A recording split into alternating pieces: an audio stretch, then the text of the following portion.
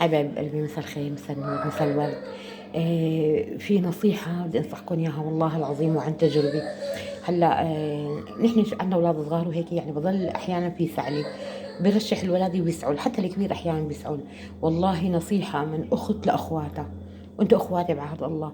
الشومر والزعتر الأخضر. هذا الشومر يابس، أنا بقطفه وبيبسه. شايفين؟ هو الشومر الأخضر أفضل، بس إسها بده يبلش يطلع، بده يبلش يطلع يعني. عرفتوا كيف؟ ونحن مليان مليان عنا بالضيعة هون شومر. أنا بيبسه وبخبيه للشتي. بتحطوا شومر مع زعتر وبتغلوه. والله العظيم إيدي بإيد للسعلي. أنا هلأ غليت ركضي. ايدي بايد للسعلي، والشافي هو الله طبعا، الله سبحانه وتعالى هو الشافي والمعافي. بس نصيحة لوجه الله تعالى، الشومر مع الزعتر. والله انا هاي مرة يعني نصحنا فيها الحكيم، نصح حدي يعني قدامي، الشومر والزعتر الاخضر، وتوكلوا على الله سبحانه وتعالى، والله هو الشافي والمعافي.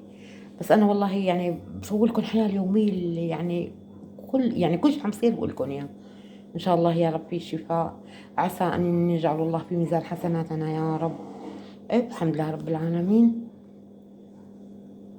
بقلبي هو الحكيم مرة نصحنا فيه، شو قالنا علاج السعلي وضيق التنفس الشومر، ثم الشومر ثم الشومر. سبحان الله سبحان الله، خلق فأبدع. رب العالمين خلق لنا كل شيء والله العظيم، بس سبحان الله شيء بنعرفه شيء ما بنعرفه، وما أوتيتم من العلم إلا قليلا، صدق الله العظيم. بس نصيحة من أخت لأخواتها. مثل ما عم قلكن الشومر لضيق النفس والسعلي. والله إيدي بإيد، لأنه هلأ صار تغير الطقس، نحن عنا صار برد، والظهر بصير شوية شوب. الرشح صعب. وجربوا وتوكلوا على الله، والله لا يعيشكم أحسن شيء.